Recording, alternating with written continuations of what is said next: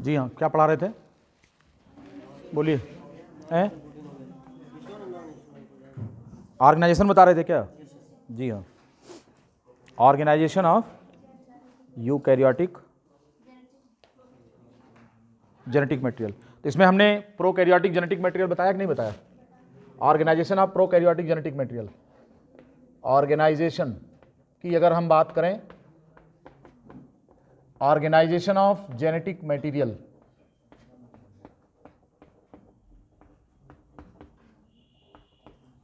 और इसको हमने क्या बोला था कि ये डीएनए है जेनेटिक मटेरियल, और इसी को हम आपको बताएंगे कि हमारी बॉडी में, हमारे सेल्स में किस फॉर्म में ये पाया जाता है, right. Organisation of the genetic material, ये किस रूप में हमारी बॉडी में पाया जाता है। तो सबसे पहले हमने आपको प्रोकैरियोटिक सेल के बारे में बताया था कि चूंकि प्रोकैरियोटिक सेल, बताया था कि नहीं बताया था? प्रोकैरियोटिक डीएनए अगर हम बात करें तो हमने आपको बताया था कि ये कैसा होता है, इट इज सर्कुलर। कैसा है? सर्कुलर है। और कैसा है? Double stand. और कैसा है? हेलिकल है। और कैसा है? सुपर क्वाइल्ड है।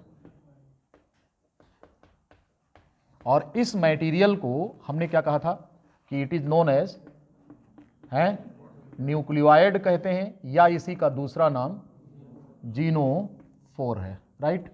ये है इसका नाम। सर्कुलर है, डबल स्टैंड, हेलिकल फॉर्म में है। अगर हम एक प्रोकैरियोटिक सेल की बात करें तो इस प्रोकैरियोटिक सेल के अंदर ये इसका जेनेटिक मटेरियल है, राइट।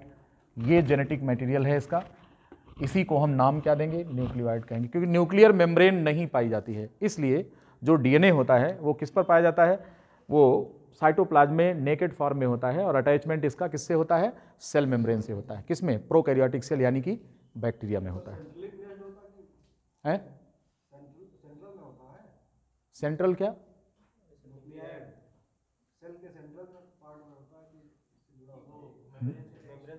ये मेम्ब्रेन से अटैच होता है। न्यूक्लियोइड जिसको हम कहते हैं, देखिए दो तरीके का अरेंजमेंट होता है। एक, जैसे बैक्टीरिया ई कोलाई की आप बात करते हैं, तो बैक्टीरिया ई कोलाई में क्या होता है, उसमें 7 लूप्स बनते हैं ऐसे।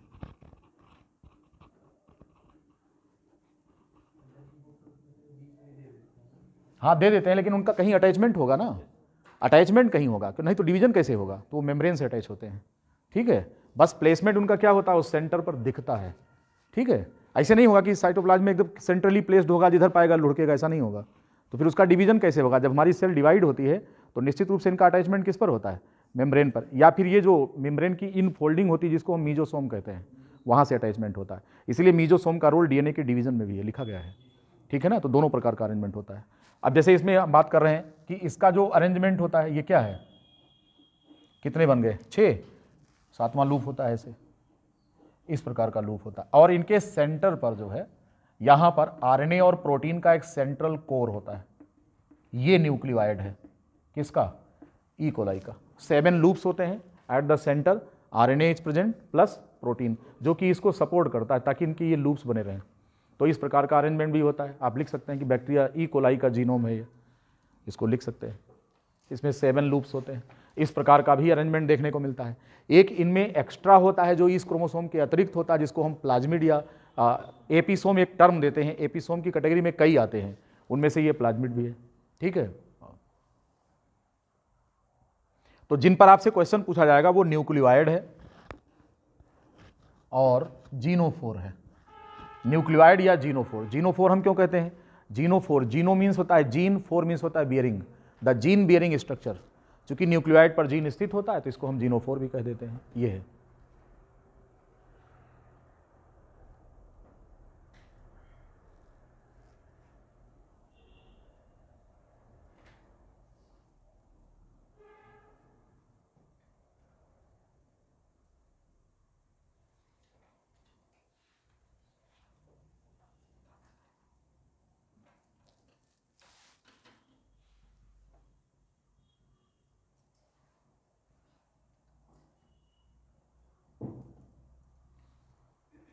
लिख लिया सभी ने? ये तो प्रोकैरियोटिक सेल की बात है। जब हम प्रोकैरियोटिक जीन पढ़ाएंगे और डिटेल में, तो यहाँ पर और ज़्यादा चर्चा करेंगे। फिलहाल अभी इतना ही। और अब हम बात करेंगे जो हमारा यूकैरियोटिक डीएनए है, इसके बारे में। यूकैरियोटिक जेनेटिक मटेरियल किस फॉर्म में ऑर्गेनाइज्ड होता है, यही देखेंगे। ये मिटा रहे हैं, हो गया? आपको वहाँ सुविधा हो तो इस पर बैठ लो, है ना, क्योंकि एकदम किनारे हो जा रही है पीछे। हाँ, यहाँ बैठ लो।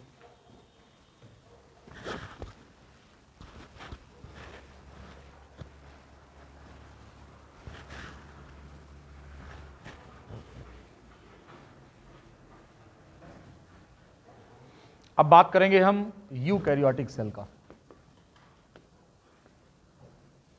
यूकैरियोटिक जेनेटिक मटेरियल, हम जिस जेनेटिक मटेरियल की बात कर रहे हैं वो यूकैरियोटिक जेनेटिक मटेरियल है। अब आपको पता है कि यहां पर हिस्टोन उपलब्ध है, हिस्टोन प्रेजेंट है, histone proteins present.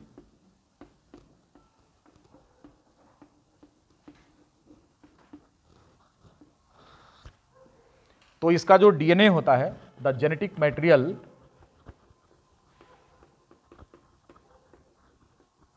The genetic material is well organised.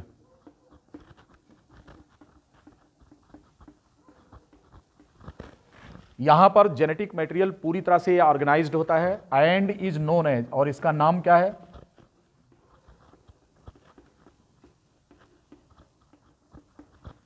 This one is known as chromatin. हमारा जो डीएनए है, जो यूकैरियोटिक सेल में जेनेटिक मटेरियल है, it is well organised and is known as chromatin, हम इसे कहते हैं।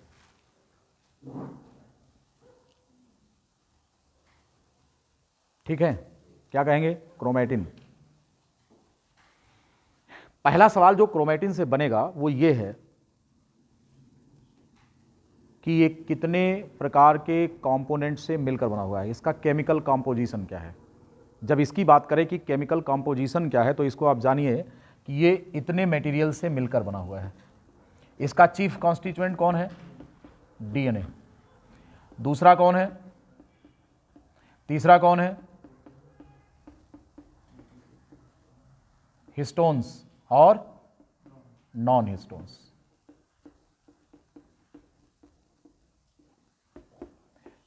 ये चार केमिकल कंपोनेंट्स हैं इनके। यहां पर ये क्वेश्चन आपसे पूछा जाएगा कि the chemical composition of chromatin is, या आप पूछेंगे कि क्या नाम है, chromatin is made up of. तो इसमें इतनी चीजें हैं, मेन कंपोनेंट पर डीएनए है, फिर उसके साथ देने के लिए आरएनए है, और ये दो प्रोटीन्स है जिनको हम न्यूक्लियो प्रोटीन्स कहते हैं। अब आपको पता है कि जो आपका डीएनए है, इस पर कैसा चार्ज है? निगेटिव चार्ज है। हिस्टोन कैसा चार्ज है? पॉजिटिवली चार्ज है। इसीलिए इसकी पैकेजिंग अच्छी होती है, हम इस पर चर्चा करेंगे पैकेजिंग की। क्रोमैटिन थ्रेड्स, क्रोमैटिन जो होता है ये धागेनुमा स्ट्रक्चर होता है, it is A thread like structure, इसीलिए इसका नाम क्रोमोनिमेटा भी है। क्रोमोनिमेटा, निमेटा नेमा से बना, नीमा माने क्या होता है? धागा, थ्रेड लाइक स्ट्रक्चर। ठीक है, तो यहाँ पे कुछ टर्म्स है, हम आपको एक्सप्लेन कर रहे हैं। इतनी बात समझ गई है कि क्रोमैटिन बनाता है कौन? Eukaryotic DNA. इस क्रोमैटिन के केमिकल कंपोजिशन में कौन कौन होते हैं? तो डीएनए होता है, आरएनए होता है, हिस्टोन्स होते हैं और नॉन हिस्टोन होते हैं। यहाँ तक की बात समझ में आई? अब आपको हम बता रहे हैं कि कुछ टर्म्स ऐसे हैं जिनके बारे में आपको कन्फ्यूजन अक्सर होता है, जिन पर सवाल बनते हैं, जिनका कॉन्सेप्ट क्या है ये जानना जरूरी है। तो वो कौन कौन से टर्म्स हैं जरा देखेंगे। मिटा दें इसको, कोई क्वेश्चन इस पर किसी को पूछना है? Any question? No question.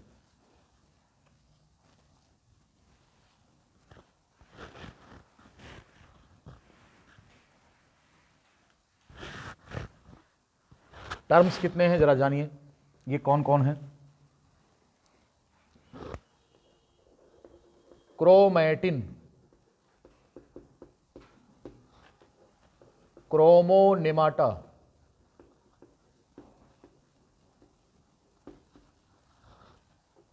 Chromatid,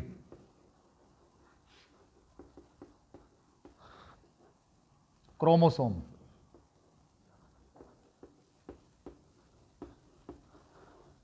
ये टर्म्स हैं, नाम सबके सुने होंगे आप।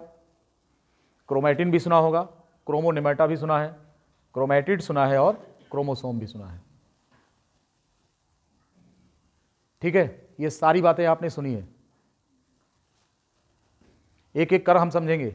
अभी हमने आपसे बात किया क्रोमैटिन, अभी हमने आपसे बात किया कि क्रोमैटिन डीएनए से मिलकर बना है, आरएनए से मिलकर बना है, हिस्टोन है और नॉन हिस्टोन प्रोटीन्स पाए जाते हैं।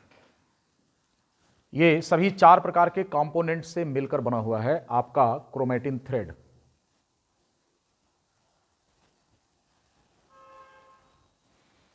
सबसे पहले हम क्रोमैटिन को एक्सप्लेन कर लें और इसकी पोजीशन दिखा दें कि क्या है। इन तीनों टर्म पर हम बाद में आएंगे, बाकी जो हैं तो हम चर्चा जारी रखेंगे किस पर? क्रोमैटिन पर।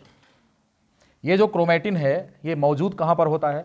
It is present inside the nucleus because being eukaryotic cell it is having the membrane bound nucleus, therefore the chromatin is present in nucleus. और अगर हम बात करें कि हमारा जो ये न्यूक्लियस है ये डबल मेम्ब्रेन बाउंड स्ट्रक्चर होता है,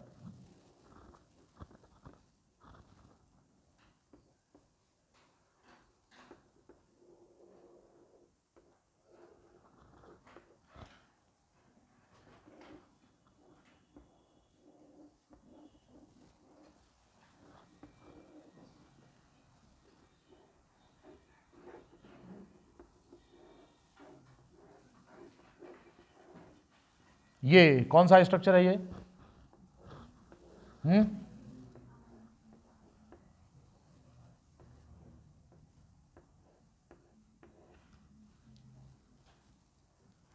एंडोप्लाज्मिक रेटिकुलम।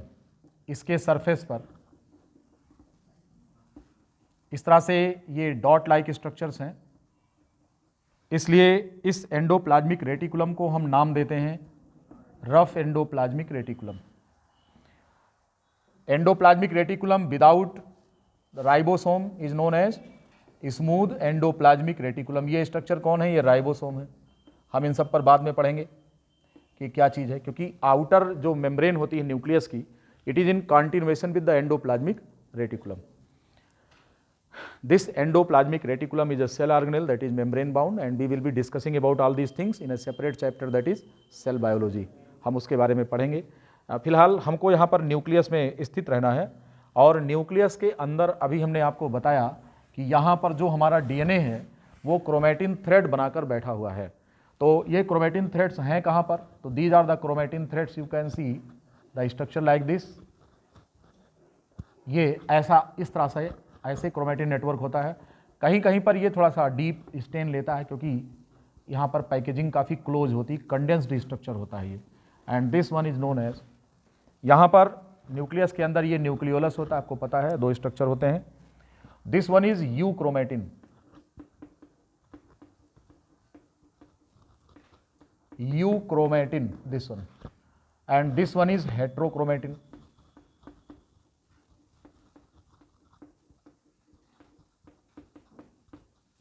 तो एक यहाँ पर हेट्रोक्रोमेटिन है और दूसरा यू क्रोमेटिन है। डायग्राम एक खूबसूरत सा आपके सामने एक न्यूक्लियस का है और इसके अंदर जो डीएनए है वो क्रोमेटिन धागा बनाकर बैठा हुआ है, जो हमारा लाइफ लाइन है, जो हमारी जीवन डोर है।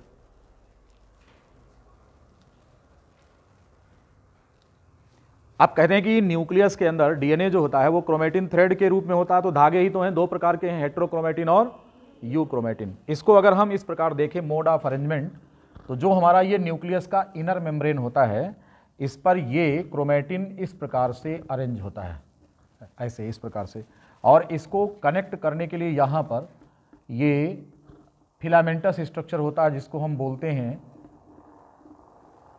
Intermediate filament. This one intermediate filaments,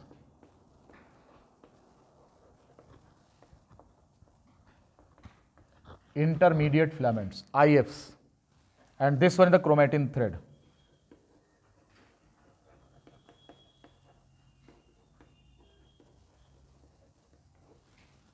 And this one is inner nuclear membrane, you know, inner NM stands for nuclear membrane. इस प्रकार से हम एक क्रोमेटिन को यहाँ पर दिखा रहे हैं कि न्यूक्लियर मेम्ब्रेन के साथ इसका अटैचमेंट किस प्रकार होता है। ये जो इंटरमीडिएट फिलामेंट्स होते हैं इनमें जो प्रोटीन है उसका नाम लैमिन है। किससे बना हुआ है ये? Of lamin protein. लैमिन नाम का प्रोटीन होता है इसमें। इस प्रकार से इंटरमीडिएट फिलामेंट्स के साथ ये क्रोमेटिन थ्रेड्स के दोनों सिरे एक दूसरे से जुड़े होते हैं मेम्ब्रेन से। तो हम ये कह सकते हैं कि क्रोमेटिन थ्रेड को होल्ड पे रखा गया है, किसके साथ? न्यूक्लियर मेम्ब्रेन के साथ।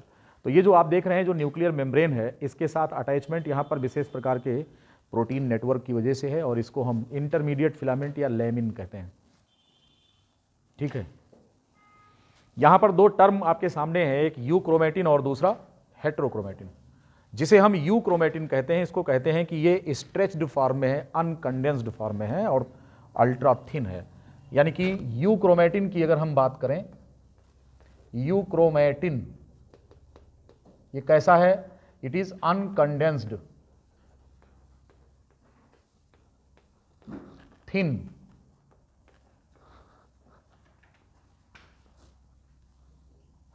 टेक्स लाइट स्टेन,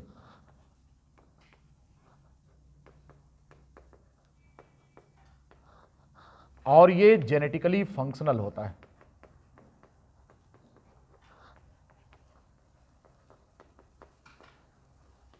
ये इनर्ट नहीं होता, बल्कि जीन का जो काम है वो ये करता है, इस पे उपस्थित जो जीन होते हैं वो करते हैं।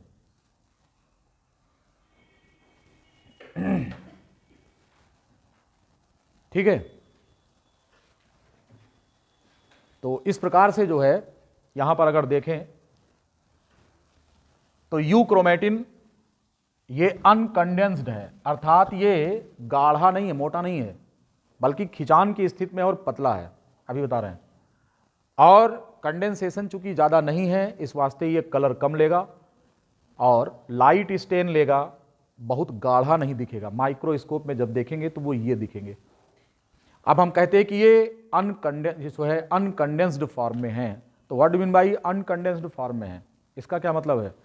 इसको इस प्रकार से समझ सकते हैं, जैसे नोटों का बंडल पर जो रबड़ बांधने वाली होती है, अरे भाई 10,000 की गड्डी है, उसके ऊपर रबड़ चढ़ा देते हैं, तो रबड़वा को क्या करिए, वो कैंची से काट डालिए उसको बिचौने से। रबड़ कैसा होता है? गोल गोल होता है ना, सर्कुलर। अब बीच में उसको कैंची डालकर काट दीजिए तो वो धागा स्ट्रेट हो जाएगा उसका, रबड़ का।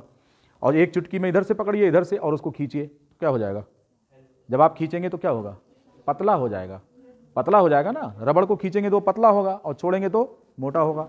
अब उसको अगर हम खींचते हैं तो वो पतला दिखता है, इसको बोलते हैं कि अनकंडेंस्ड फॉर्म में है, खिंचाव की स्थिति में है। क्वेश्चन ये है कि ये खिंचाव की स्थिति में क्यों है? इसलिए है क्योंकि न्यूक्लियर मेम्ब्रेन का इसका एक सिरा एक न्यूक्लियर मेम्ब्रेन से यहाँ से जुड़ा है और दूसरा इधर, तो ये खिंची हुई अवस्था में है, इसलिए ये रिलैक्स्ड नहीं होने पाते हैं और खिंचान की स्थिति में रहते हैं। इसीलिए हम इसे अनकंडेंस्ड और थिन क्रोमेटिन कहते हैं, और इसीलिए ये कलर हल्का लेते हैं, और इनको हम यू क्रोमेटिन इसलिए कहते हैं क्योंकि आनुवंशिक तौर पर ये काम करने वाले होते हैं, यानी कि इनर्ट नहीं होते बल्कि एक्टिव होते हैं, इसीलिए नाम पड़ा यू क्रोमेटिन। वास्तविक क्रोमेटिन है।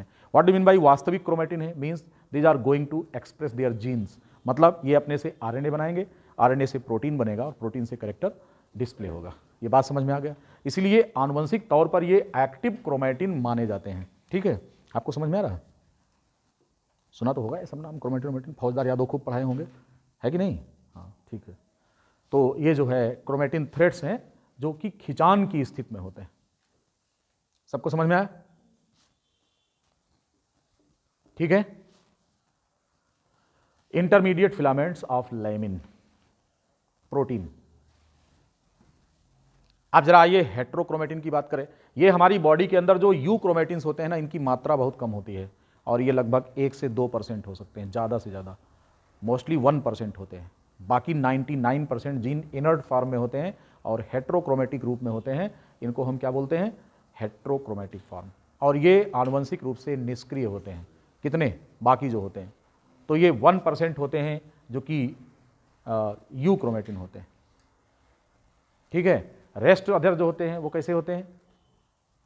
वे हेट्रोक्रोमेटिक होते हैं। तो इसको हम केवल 1% मानेंगे। ये 1% होता है लगभग पूरे जीन का। अब अगर हम बात करें heterochromatin,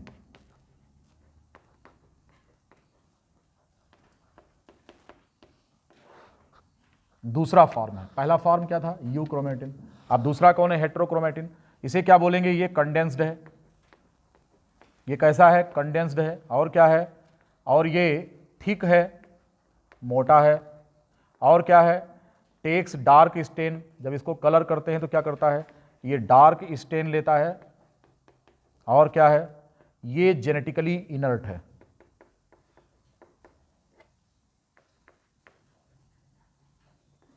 it is genetically inert, means it is not going to be transcribed. ना तो ये अपना आरएनए बनाएगा, ना आरएनए से आगे प्रोटीन बनेगा। तो इस प्रकार से जेनेटिक एक्टिविटी जो होती है that is indirectly proportional to the degree of condensation. जितना ज़्यादा कंडेंसेशन है उसका आनुवंशिक मटेरियल उतना ही कम एक्टिव होगा। जो जितना ज़्यादा कंडेंस्ड है, अगर फुल्ली कंडेंस्ड है तो फिर पूरी तरह से इनर्ट होगा, और ये ना तो आरएनए बनाएगा और ना ही प्रोटीन बनाएगा, ना ही जेनेटिक रोल प्ले करेगा, और आपका करेक्टर डिस्प्ले नहीं करेगा। ये बात सबको समझ में आ गई है? कोई डाउट हो तो पूछ लीजिए। भाई श्रवण कुमार जी, समझ में आ रहा है? तबीयत कैसी है? टनाटन एकदम से ना?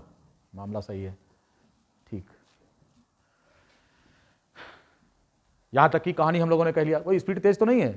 अभी इसके पहले वाले बैच में एक लड़की ने कहा सर थोड़ी स्पीड तेज है, तो हमने कहा कि करीब सर पहली बार हम पढ़ रहे हैं, तो हमने कहा फिर पहली बार तुम्हें पढ़ाना भी पड़ेगा हमको स्लो स्पीड में।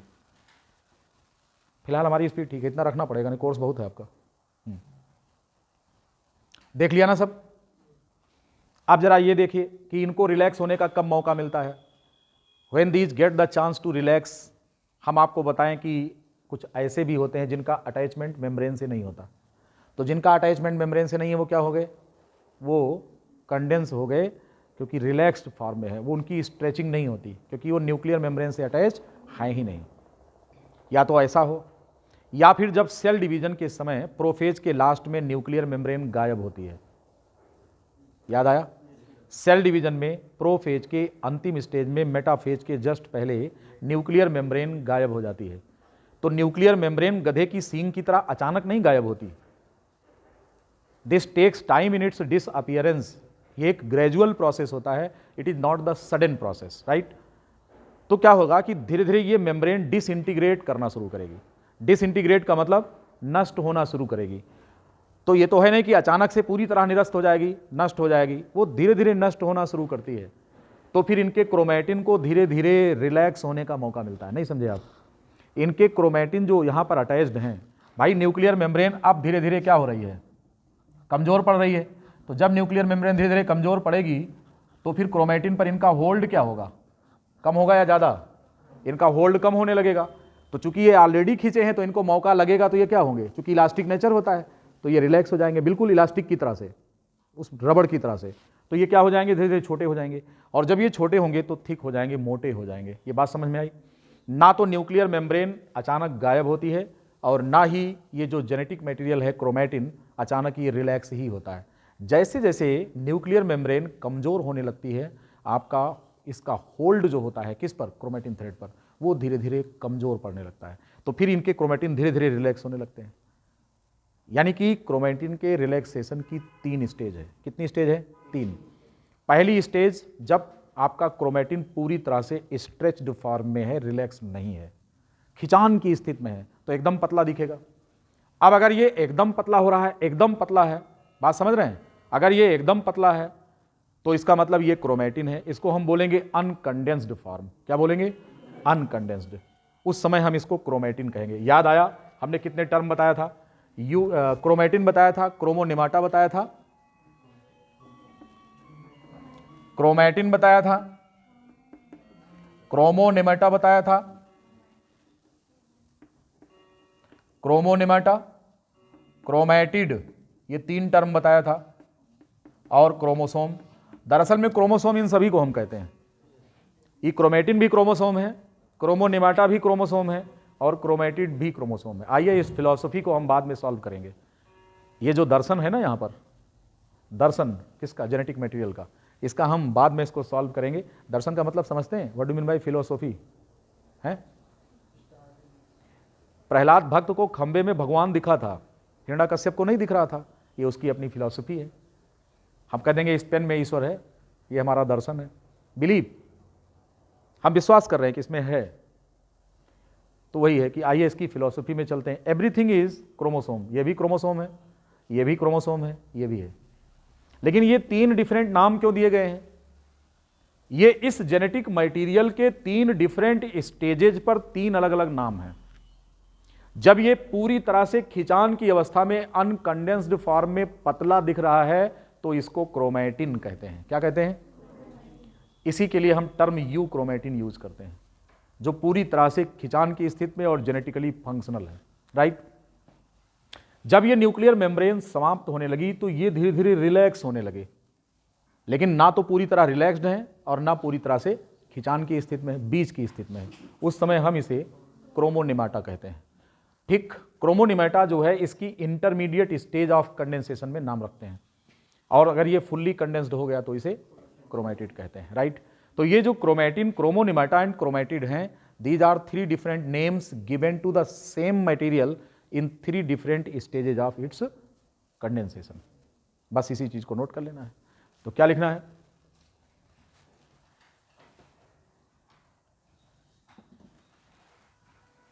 हम अगर क्रोमेटिन के लिए लिखें तो क्या लिखेंगे, ये अनकंडेंस्ड है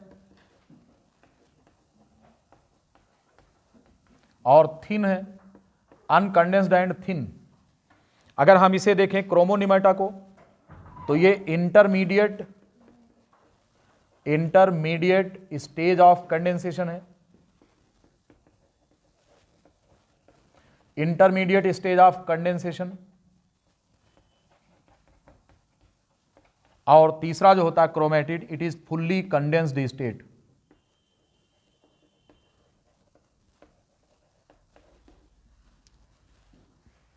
क्रोमेटिन अनकंडेंस्ड थिन फिलामेंट है।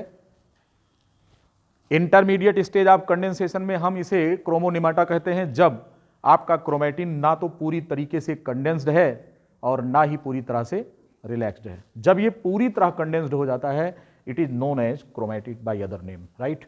ये है इसकी कहानी। अब हम क्या कह देंगे, हम ये कहेंगे कि chromatin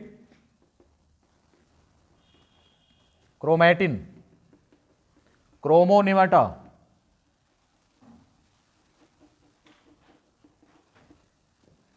and chromatid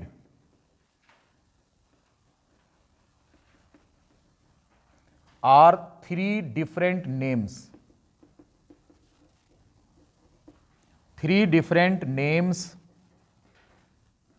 in three different stages of, three different name of same material, of the same material in three different stages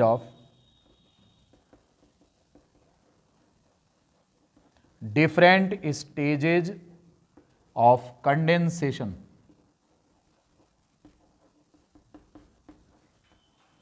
ये है कहानी। Chromatin, chromonemata and chromatid are three different names of the same material in three different stages of condensation। और कहानी हमने यहां लिख दिया है, अनकंडेंस्ड है तो क्रोमेटिन, इंटरमीडिएट है तो क्रोमेटिनिमेटा और फुल्ली कंडेंस्ड है तो क्रोमेटिड होगा। आपको कंफ्यूजन यहां पर दूर हो गया होगा इस चीज का कि क्रोमेटिन, क्रोमोनिमाटा एंड क्रोमेटिड, इन तीनों में बेसिक डिफरेंस क्या है। दरअसल में ये सभी क्रोमोसोम हैं।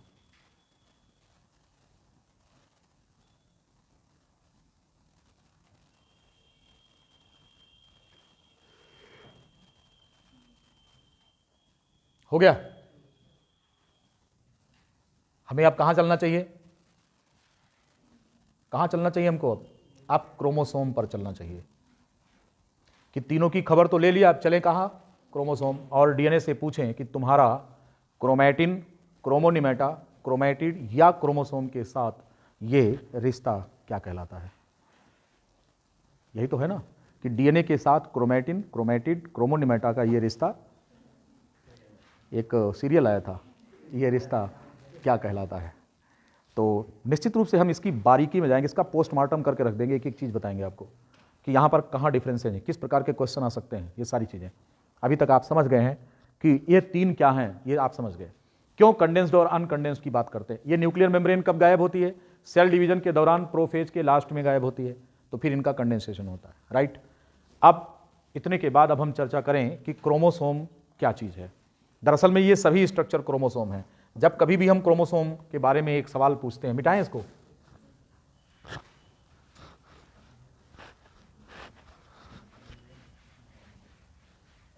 जी हाँ हाँ, क्रोमेटिड, हाँ जी हाँ बिल्कुल। हेट्रोक्रोमेटिन जो है वो क्रोमेटिड है क्योंकि वो फुल्ली कंडेंस्ड है, ठीक है ना। हाँ, अब इसमें हेट्रोक्रोमेटिन दो तरह के होते हैं, अब ये हम आगे चर्चा करेंगे। एक होता है फैकल्टेटिव होता है, दूसरा कॉन्स्टिट्यूटिव होता है। तो इन सब पर हम चर्चा करेंगे ना, अभी हम क्रोमोसोम थोड़ी ना पढ़ा लिए हैं, अभी तो हम छोटे छोटे टर्म बता रहे हैं कि ये जो कन्फ्यूजन होगा इनका इनसे क्या रिलेशनशिप है, ये बता रहे हैं। तो अभी हम जो है स्पेसिफिक क्रोमोसोम पर नहीं आ रहे हैं। अब जो क्रोमोसोम आपको बताने भी जा रहे हैं, कुछ फुटकर में टॉपिक्स बता रहे हैं जिन पर सवाल आपके बनते हैं, जिन पर क्वेश्चन बन रहे हैं, हम उसको हिट कर रहे हैं। इसका डिटेल और आगे हम पढ़ेंगे क्रोमोसोम की बनावट क्या है। लेकिन पहले ये जो इनसे जुड़ी हुई जो शब्दावली है इस पर ध्यान दें, जो टर्म्स बीच बीच में हम यूज करते हैं इनके बारे में जानना जरूरी है। और किसी को कोई कंफ्यूजन हो तो पूछ लो।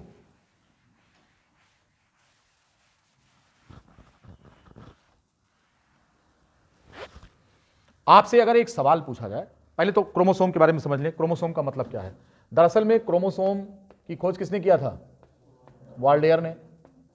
अब ये क्रोमोसोम दो टर्म से मिलकर बना हुआ। क्रोमो का मतलब होता है कलर और soma stands for body, the structure that takes specific colour. The structure that takes specific colour is known as chromosome. ये कहना गलत है क्योंकि डेफिनेशन पूरी नहीं है। भाई रंग तो कोई भी ले सकता है कि नहीं? होली में आपका चेहरा भी रंग लेता है, तो क्या उसको क्रोमोसोम कह देंगे? हैं? गाल पे गुलाल लगता है, रंग परमानेंट होता है। कितने दिन तक? 2 दिन, 4 दिन, 5 दिन। इसीलिए लोग होली खेलने के पहले चेहरे पर क्या लगा लेते हैं? ऑयल लगा लेते हैं, है कि नहीं? क्रीम लगा लेते हैं। ऐसी क्रीम लगाते हैं जो चिकनी हो थोड़ी सी, तो उससे फिर कलर आपकी स्किन पर नहीं चढ़ पाता। और जो रूखी स्किन लेकर चले जाते हैं बिना क्रीम लगाए हुए, तो कई दिन तक फिर गालों का रंग जाता ही नहीं है। ये अच्छी बात है ना जाए, है कि नहीं? वो होली कैसी जिसका रंग तुरंत उतर जाए।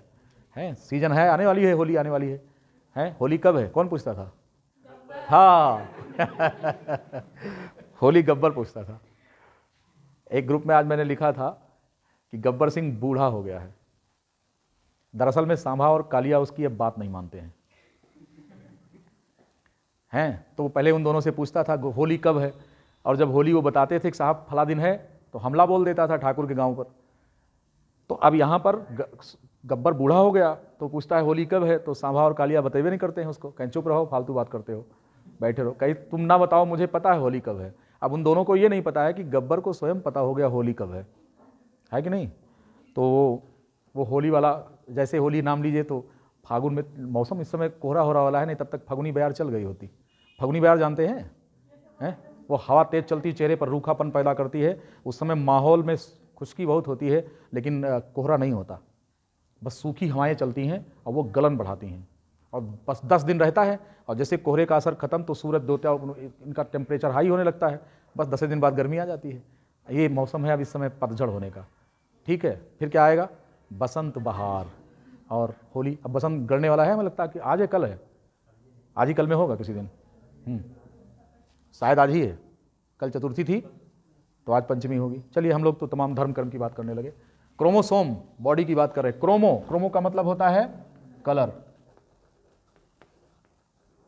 और बॉडी हमने अभी आपको बताया। मतलब क्या इसका अगर सीधा अर्थ निकालें तो स्ट्रक्चर जो कि एक स्पेसिफिक कलर लेता है। जी नहीं साहब, कलर तो कोई भी ले सकता है, लेकिन क्रोमैटिन मटेरियल यहाँ पर जोड़ना जरूरी है कि डीएनए से बना हुआ मटेरियल जो स्पेसिफिक कलर लेता है, that is known as chromosome. Definition को मारो गोली और सीधे हम चलते हैं। अगर आपसे सवाल पूछा जाए कि व्हाट इज द नंबर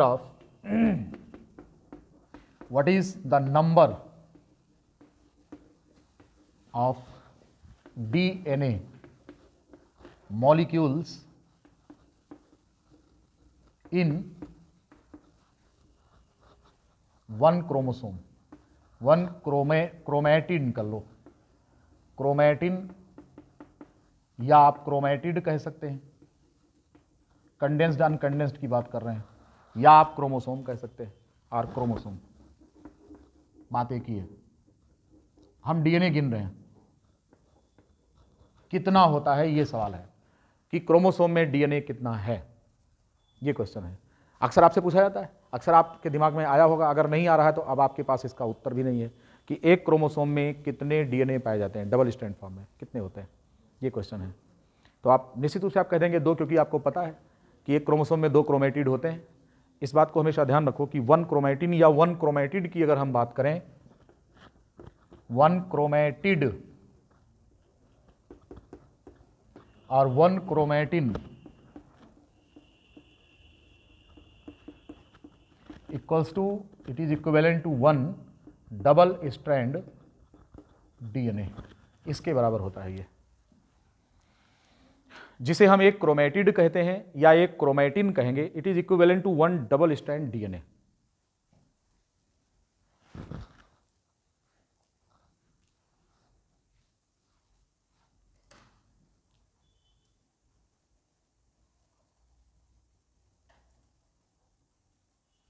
ठीक है,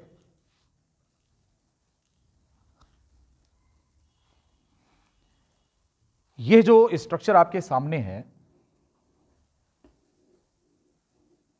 ये क्या है? एक डबल स्ट्रैंड डीएनए। दरअसल में ये एक क्रोमोसोम है।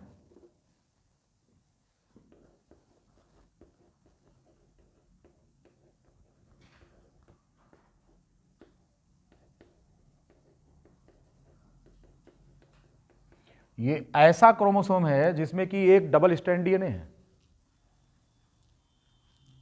आप इसी को क्रोमेटिन कह लो, इसी को क्रोमेटिड कह लो, अगर मोटा है तो, पतला है तो क्रोमेटिन है, अदरवाइज ये क्रोमोसोम भी सिंगल डीएनए। दूसरी बात हम यहां पर कर सकते हैं कि यह भी क्या है? एक क्रोमोसोम है, परंतु ये एक ऐसा क्रोमोसोम है जिसमें कि डबल स्ट्रैंड डीएनए एक नहीं बल्कि दो हैं। एक जगह पर ये अटैच्ड है। This point of physical attachment here is known as the centromere. हम इसे सेंट्रोमियर कहते हैं। और ये दोनों स्ट्रक्चर्स क्या होते हैं? ये क्रोमेटिड हैं, परंतु एक ही क्रोमोसोम के क्रोमेटिड हैं, तो इन्हें हम सिस्टर क्रोमेटिड कहते हैं। These are known as the sister chromatids. These are attached at a specific point known as centromere. आपके सामने ये दोनों हैं।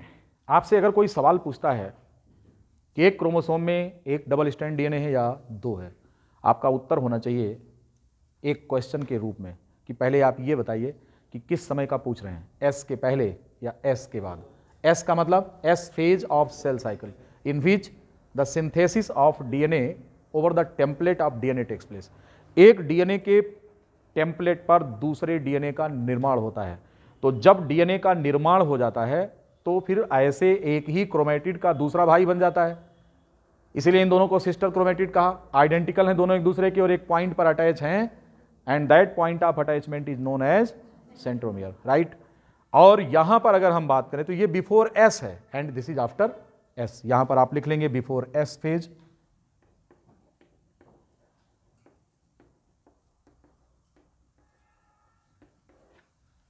of cell cycle, and this is after S phase.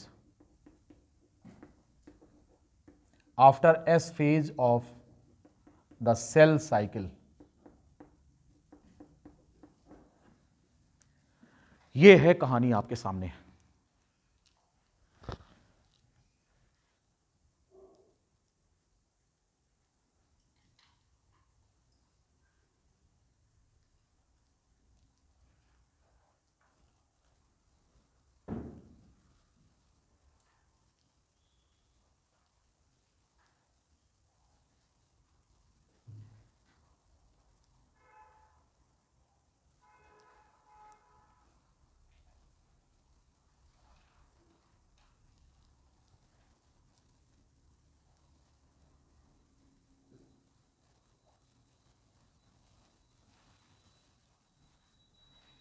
लिख लिया?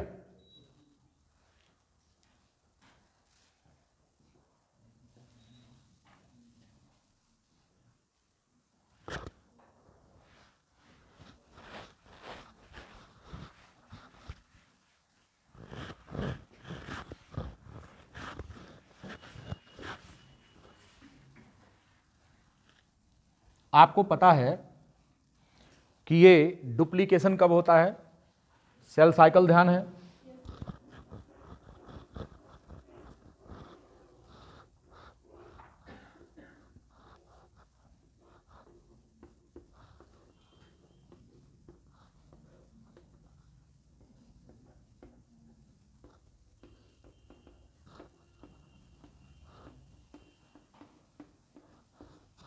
ये पढ़ा है?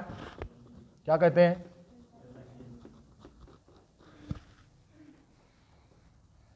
आपको पता है कि एक सेल के अंदर न्यूक्लियस हम दिखा रहे हैं, सेल का न्यूक्लियस दिखा रहे हैं। इसमें मिनिमम नंबर ऑफ क्रोमोसोम किसी भी एनिमल में कितने होंगे? सोमैटिक सेल में 2। एक जोड़ा। अगर ये एनिमल सेल है और सोमैटिक सेल है तो क्रोमोसोम जोड़े में व्यवस्थित होते हैं, आपको पता है। तो मिनिमम नंबर ऑफ क्रोमोसोम जो कि एस्कैरिस की कोशिका में पाया जाता है। एस्कैरिस में केवल एक ही सेट में क्रोमोसोम होता है, one from father and one from mother. तो single set of chromosome, that is minimum number of chromosome होता है जो कि एस्कैरिस में पाया जाता है। बात समझ में आ रही? मान लो कि इसके न्यूक्लियस में केवल 2 ही क्रोमोसोम हैं, तो क्रोमोसोम या तो इस फॉर्म में होंगे ऐसे, या फिर क्रोमोसोम इस फॉर्म में होंगे ऐसे,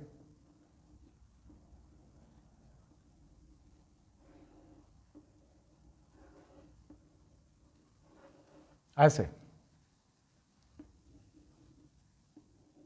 ये कब की बात है?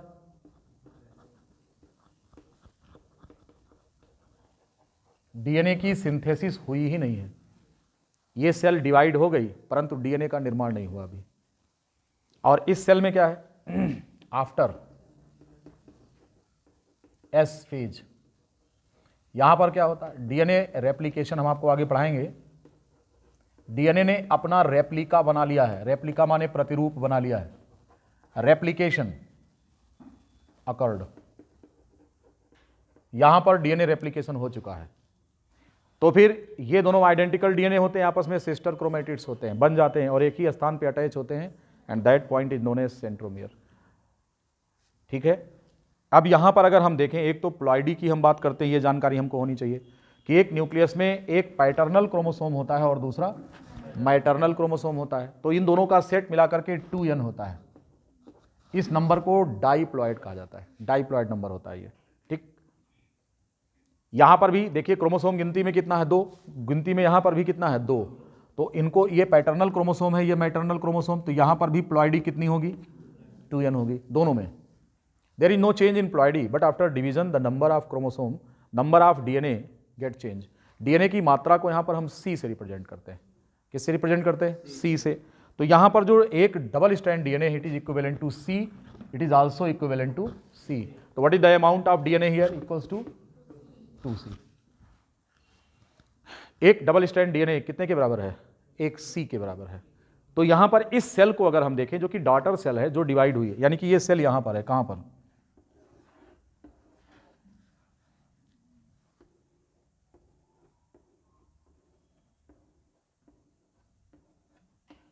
ये है।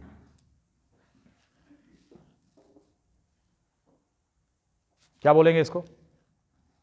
2n 2c, 2n 2c। यहां पर n जो है ये नंबर ऑफ क्रोमोसोम बता रहा है, कितने क्रोमोसोम हैं। ये इसका डाइप्लॉइड नंबर होता है जो फिक्स है। ठीक। अब यहां पर अगर हम डीएनए की वैल्यू निकालें तो कितनी है? तो कह रहे हैं कि 2c है, और कितनी है? 2c लिखा है नीचे, ये है। अब ये सेल आगे बढ़ेगी। आपको पता है कि G0 स्टेज में डिवीजन नहीं होता। यहां पर सेल क्या कर रही है? यहां पर सेल रेस्टिंग स्टेज में, क्वाइसेंट स्टेज है, it is dormant phase of the cell. ढेर सारी हमारी बॉडी की सेल्स कईयों वर्ष तक इसी स्टेज में होती हैं, पूरे जीवन भर इसी स्टेज में होती हैं कि once these cells are formed never divide again, कभी डिवाइड नहीं होती हैं। जैसे आपकी नर्व सेल होती है, जैसे आपकी कार्डियक मसल्स में सेल्स होती हैं, ये डिवाइड नहीं होती कभी। ठीक। लेकिन कुछ ऐसी होती हैं ज़्यादातर सेल कि G0 को क्रॉस करके G1 में पहुंचती हैं।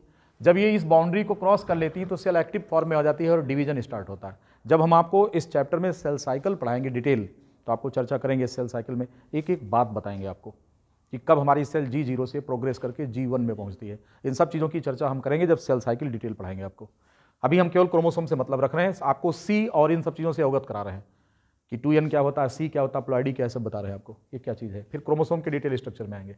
यहाँ से जब हमारी सेल G0 से G1 में पहुँच जाती है तो आपको पता है कि स्टार्ट हो जाता है डिवीजन, और डिवीजन के लिए प्रिपरेशन शुरू हो जाता है यहाँ से प्रो के पहले। इसलिए इसको यहाँ से लेकर यहाँ तक की स्टेज क्या है? ये इंटरफेज या प्रिपरेटरी फेज कहते हैं,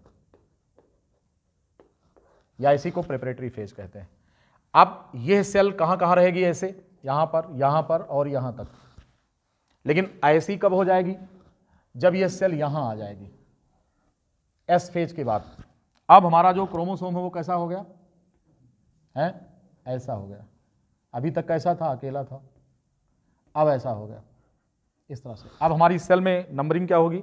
ये 2n हो जाएगा, वही रहेगा, लेकिन 2,4c के बजाय अब क्या हो जाएगा? ये 4c हो जाएगा। क्यों? क्योंकि आगे से फिर डिवीजन होना है तो डीएनए की मात्रा फिर आधी हो जाएगी, फिर ऐसे हो जाएंगे ये। इसीलिए इनका डिवीजन हो इसके पहले रिकवरी कर ले, ताकि आगे से डीएनए की मात्रा एटलीस्ट कांस्टेंट रहे, ये चेंज ना हो। ठीक है, तो जब तक डीएनए का रेप्लिकेशन नहीं होगा तो सेल का डिवीजन नहीं हो सकता। ये इस बात को इंश्योर करना है कि जितना नुकसान डीएनए का हुआ था वो एस फेज में रिकवर हुआ कि नहीं, इसीलिए इसको प्रिपरेटरी फेज कहा जाता है। अब आप समझ गए होंगे कि आपके क्रोमोसोम में डीएनए की मात्रा 1 होगी या 2 होगी। ठीक, सी होगा या 2C होगा या 4C होगा। ये कॉन्सेप्ट समझ में आ गया सभी को? क्लियर है? डीएनए सी वैल्यू इसकी जो है वो हमने आपको एक्सप्लेन कर दिया है। प्लॉइडी क्या होती है ये बता दिया है, क्योंकि क्वेश्चन हमारा ये था कि एक क्रोमोसोम में एक डीएनए है या 2 डीएनए है। तो अब ये दोनों एक दूसरे के साथ ये फिजिकल अटैचमेंट बहुत थोड़ी देर का है। कब तक ये रहेंगे एक साथ? है, देखिए यहां पे बन गया, ये फिजिकल अटैचमेंट हो गया। तो ये कब तक रहेंगे? यहां रहेंगे, यहां साथ में रहेंगे, यहां साथ में, लेकिन यहीं आते आते अब अलग हो जाएंगे, जैसे ये हो गया। तो बीच में इनका जो सेंट्रोमियर था वो अलग हो गया, यहां जो सेंट्रोमियर था उखड़ गया, ये इसका एक इसमें चला गया, ये और ये दोनों एक साथ थे, और ये दोनों एक साथ थे, यही तो थे ना। तो इनका लेंथ वाइज क्रोमेटिड स्प्लिट हुआ, ये उधर चला गया और ये इधर रह गया। नहीं समझे?